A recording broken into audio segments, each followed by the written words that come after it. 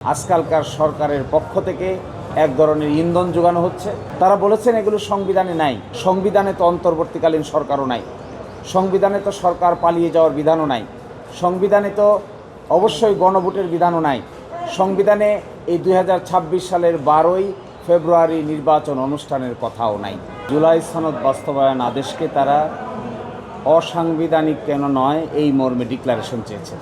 আমরা বলেছি যে গণভোট এবং জুলাই সনদ বাস্তবায়ন আদেশ একটি গণ অভ্যুত্থানের ফল এবং ওই সময়ে এক্সট্রা অর্ডিনারি সার্কামস্ট্যান্সেস মিট করতে গিয়ে তৎকালীন সরকার ঐকমত্যের ভিত্তিতে জুলাই সনদ ঐকমত্য হয়েছেন এবং বাস্তবায়ন আদেশ জারি করেছেন। এই বিষয়টা নিয়ে এখন যারা প্রশ্ন তুলছেন, আমরা আদালতকে বলেছি এটি আত্মঘাতী একটি প্রশ্ন উত্থাপন করেছে।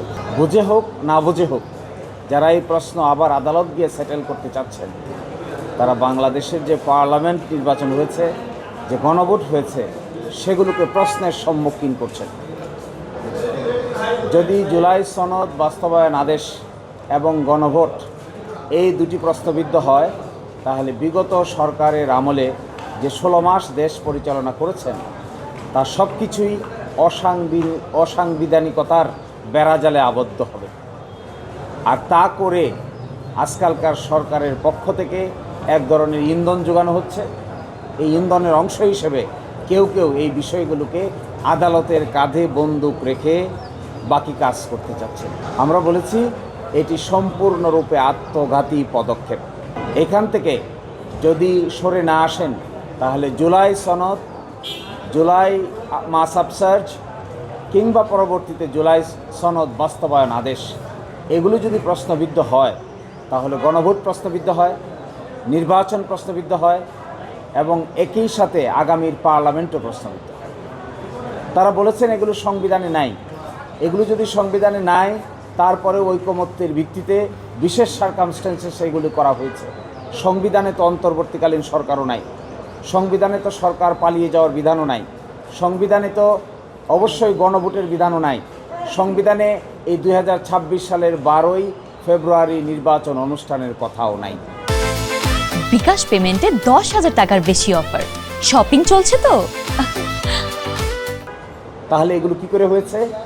এগুলো সবগুলো হয়েছে একটা এক্সট্রাঅর্ডিনারি সিচুয়েশনকে মোকাবেলা করতে গিয়ে আইনগতভাবে সলা পরামর্শ করে এক একটা পদক্ষেপ নেওয়া হয়েছে। বাংলাদেশের সংবিধানে তো এই কথা লেখা নাই যে সরকার পালিয়ে বিদেশ চলে যাবে। বাংলাদেশের সংবিধানে তো এই কথাও লেখা নাই যে মাননীয় প্রধান বিচারপতি সহ সুপ্রিম কোর্টের বিচারপতিরা পদত্যাগ করবেন। কিন্তু বাস্তবতার খাতিরে গণ অভ্যুত্থানে যখন এগুলো ঘটে, পৃথিবীর ইতিহাস বলে এগুলোকে আদালত সিদ্ধান্ত নিতে পারে না। জনগণই হলো গণ অভ্যুত্থানের সবচাইতে বড় বিচারক। এটি বিচার কার্যের 2 দেয়ালের 4 দেয়ালের মধ্যে বসে জনগণের এত বড় আপসার্জকে ফয়েল করে দেওয়া যায় না। যদি আমরা বলেছি এটাই, এবং এখানে তাও বলেছেন যে দ্বিতীয় সংসদ শপথ কে নেবেন, কে দিবেন? এই আইনের 8 ধারায় বলা আছে দ্বিতীয় শপথ তিনিই দিবেন, যিনি সংসদ সদস্যদের শপথ দিবেন তিনিই দিবেন। অর্থাৎ প্রধান নির্বাচন কমিশনার দিয়েছেন, এখানেও প্রধান নির্বাচন কমিশনার দিবেন। স্পষ্ট আইনের বিধানকে ওনারা এখন এসে বলছেন এগুলো অসাংবিধানিক। এগুলো যদি অসাংবিধানিক হয়, তাহলে হয়তো তারা ক্যালকুলেট করতে পারছেন না নির্বাচনও কিন্তু অসাংবিধানিক হবে।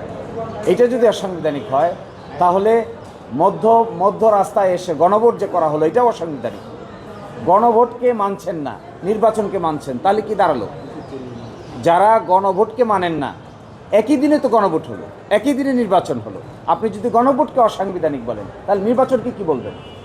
নির্বাচনকেও বলতে হবে আপনাকে অসাংবিধানিক। আপনি একটাকে নেবেন আরেকটাকে নেবেন না, এই দ্বৈত চরিত্র তো চলতে পারবে না সংবিধানে। সাংবিধানিকতার দোহাই যদি দিতেই হয়, তাহলে ভালো করে দেন। বিগত 16 মাসে 18 মাসে যা কিছু হয়েছে সব কিছু আনডান করে দেন।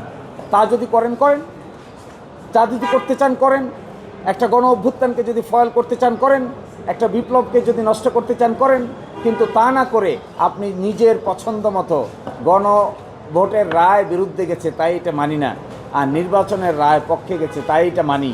এটা হবে এই গণ অভ্যুত্থানে যারা জীবন দিয়েছে, শহীদ হয়েছে, পঙ্গু হয়েছে, তাদের প্রতি একটা উপহাস।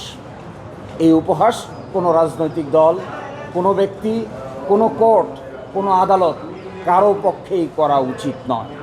জনগণের ইচ্ছা প্রকাশিত হয়েছে 5 তারিখে, 6 তারিখে, 7 তারিখে, 8 তারিখে না সরকার হয়েছে, তার আগে তো সরকার ছিল না, এ দেশকে পরিচালনা করেছে। এই বাস্তবতাকে ভুলে গিয়ে কিতাবি এলেম নিয়ে আদালতের ভিতরে গণভোটকে যদি বাতিল করার চেষ্টা করা হয়, তাহলে আমরা বলবো তাই যদি চান তাহলে পুরাটা রিভিউ করেন। 12 তারিখে সংসদ বসছে, সংসদ ঠিক করবে কোনটা থাকবে কোনটা থাকবে না। সংসদ ঠিক করবে কোন অংশ 2/3 মেজরিটিতে পাশ করবে, কোনটা পাশ করবে না। আদালতের কাজ কি? আদালত ঠিক করবে? আদালত বলতে পারবে এটা যে জুলাই অভ্যুত্থান ঠিক না বেঠিক? আদালত বলতে পারে এই কথা গণ অভ্যুত্থান ঠিক না বেঠিক? আদালত বলতে পারে এই কথা জুলাই বাস্তবায়ন আদেশ ঠিক না বেঠিক? এটা তো আদালতের সাবজেক্ট ম্যাটার না। আদালতের সাবজেক্ট ম্যাটার না হয়ে এটি subject matter of the parliament. কিন্তু পার্লামেন্টের জন্য আগামী 10 দিন সময় অপেক্ষা করার মতো ধৈর্য দেখাইতে পারছেন না। আমরা মনে করি নিশ্চয়ই এর পিছনে একটা গভীর এজেন্ডা লুকিয়ে আছে, যেখানে 10 দিন সহ্য করার মতো ধৈর্য আপনাদের নাই। তো আমাদের সাবমিশন হলো, আমরা মনে করি আদালত এখানে ইন্টারফেয়ার করবেন না। এটা আদালতের সাবজেক্ট ম্যাটার না। পৃথিবীর ইতিহাসে কোনো গণবিপ্লব আদালত ডিসাইড করে নাই। সকল গণবিপ্লব ঘটার পরে আদালত বরংশ গঠিত হয়েছে। আমাদের দেশে তাই হয়েছে। আপনি দেখবেন 2 তরফায় হাইকোর্টের বিচারক নিয়োগ হয়েছে। 5ই আগস্ট না ঘটলে 2 তরফায় নতুন আইন করে যে হাইকোর্টের বিচারক নিয়োগ করেছে তার নিয়োগ করাও সম্ভব ছিল না। আর সেই আইনে নিয়োগপ্রাপ্ত হয়ে এখন যদি আমরা সেই ঘটনাকেই অস্বীকার করি, তাহলে অনেকটা নিজের বিরুদ্ধে নিজে বক্তৃতা দেওয়ার শামিল।